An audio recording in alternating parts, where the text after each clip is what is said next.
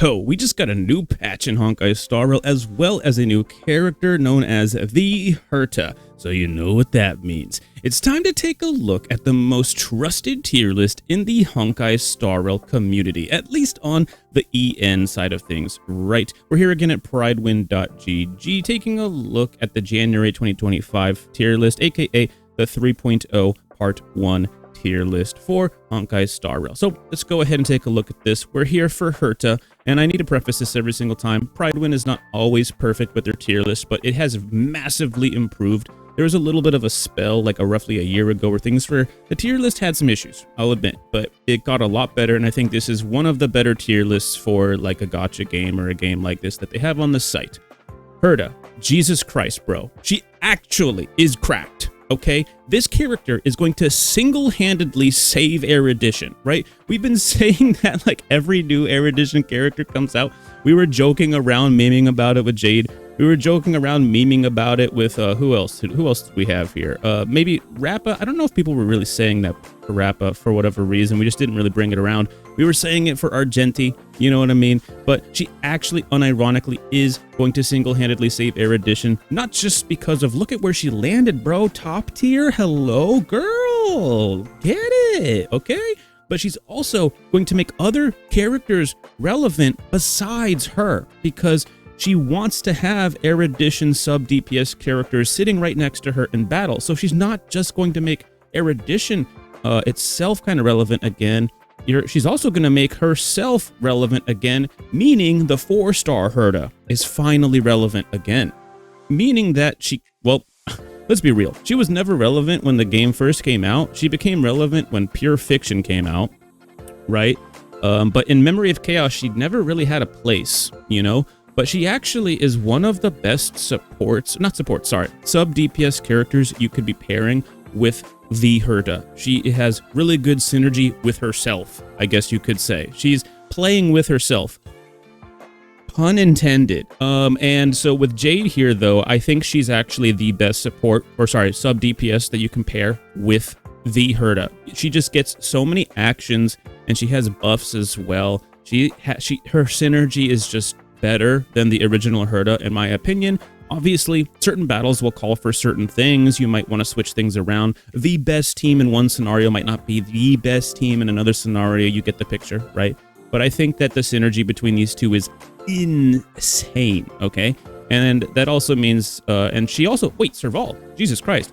Serval is getting relevant again, right? Because she actually hits a lot of enemies at once too. If you guys didn't know about Herta, this isn't a build guide, but she wants to hit a bunch of enemies at once. She wants her sub DPS to hit a bunch of enemies at once. She wants everyone on her team to hit a bunch of enemies all the gosh darn time.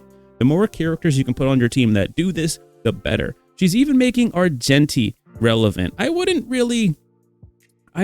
mean, he's there, you know, but I would try to, here's the thing. If you got an Argenti, bro, you got a Herta, okay? Everybody in the game's got a 4-star Herta, and they have one that's probably invested by this point because Pure Fiction has caused a lot of players to build their 4-star Hertas. So you should have one lying around. You just might not have her geared up all the time because you might only whip it out for Pure Fiction. But now it's worth actually putting that gear on her semi-permanently because you could run her with the Herta, and she is one of the best DPSs in the game. I think it's a little bit early to say whether the Herta is better than Fei Xiao right now, or like Firefly, or like Acheron, or, you know, some of these other top tiers, like in every single scenario, you know what I mean? But I do believe that despite the fact that she's an Erudition character, she kind of somewhat future-proofs herself based on how like her ultimate works. So she's not necessarily going to get kind of like run into a situation where her kit kind of holds her back. Like I've been talking about this for a long time, that Jingliu, despite how good she is, does have some things within her kit that hold her back. For example, when, I don't know if you guys have played a lot of Jingliu or not, but when you are trying to like, when you know that you're about to get your ult after you attack, you can spam your ultimate in order to have it come up before your stacks run out to keep you in your ultimate buffed state with Jingliu. But the problem is in certain game modes, when you try to do this, as the wave changes, like if you eliminate a wave, like a main wave, not just, oh, the next enemies, like there's different waves in combat, right? And if it's a main wave that changes while you do this, you don't get the ultimate, you don't get to keep the stacks, you fall out of your damage state, and her damage she turns into a wet noodle, okay?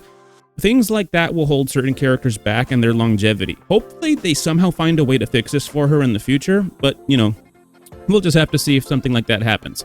Because of the way they designed Herta and like, you know, the care that they put into it, it seems like she's not going to have that type of issue for a good long time, right? Like with Acheron, they loved Acheron so much that she's going to stay relevant for a good while, because like she kind of gets to like break the rules a little bit, right? Her ult, like, you know, can deal toughness damage to anything, right? Like she has a whole bunch of different things within her kit that just kind of say, even though I might not be the best right now, like at E0, right? You know, because this is all based on E0. She's still relevant in basically every single game mode. Someone in my Discord was telling me that they run her in pure fiction and they just run her on auto and they still clear with like super high, with like really good score and stuff like that. So yeah, sure, his Acheron's very invested, but I just wanted to point that out. Like, you know, she's not the best in pure fiction, but you know, with a character that they put a lot of time and effort into, like the Herta or Acheron or whatever,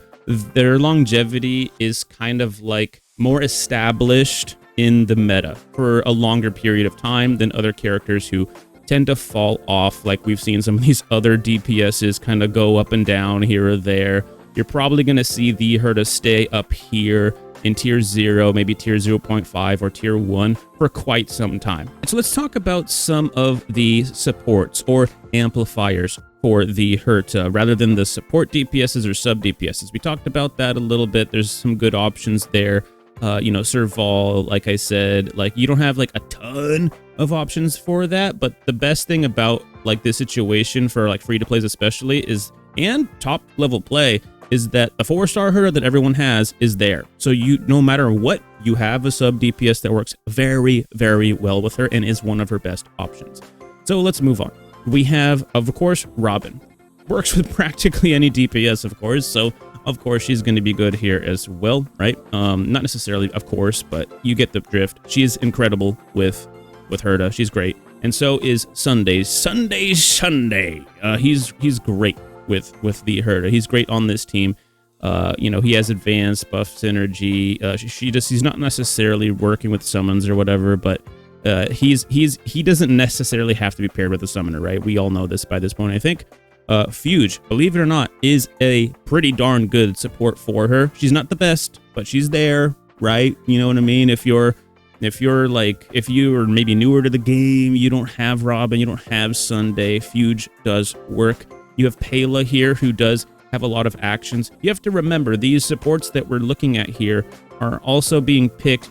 They're being picked for a multitude of reasons, but in the case of like Fuge and Pela, one of the reasons is because they hit multiple enemies at once with certain abilities that they have. And that's very, very synergetic with the Herta. Pela, for example, her ultimate, you can build her to have a very, very fast uptime with her ultimate.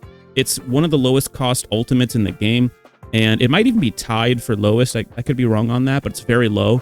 And so you get to use her ultimate very often, and her ultimate is an AoE. It hits every enemy on the field. That's incredibly good for the Herta, which is why when we look at the sustainability characters, you actually have a character like Ling Sha that is going to perform better than someone like Aventurine with the Herta, because she just gets so many more actions where she's hitting all of the enemies at once. She simply like hits more enemies more often than Aventurine. Now he does have, right, his ability that does randomly hit enemies, but it's not going to guaranteed hit every enemy at once. You see what I'm saying?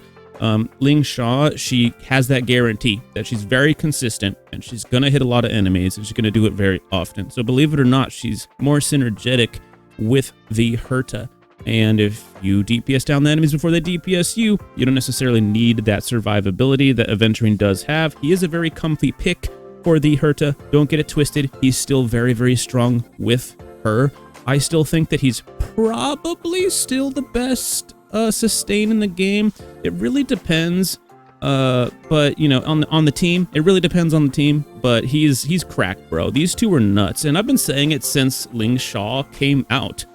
You know, I got a lot of flack for it when she came out, but because people were saying, you know, she's just Gallagher 2.0, and I'm like, yeah, I agree. She is Gallagher 2.0. That implies that she's an improvement. That implies that she's better, right? She is. She simply is. She's super cracked. But the issue that a lot of people have, as well as myself, I don't get it, you know, twisted.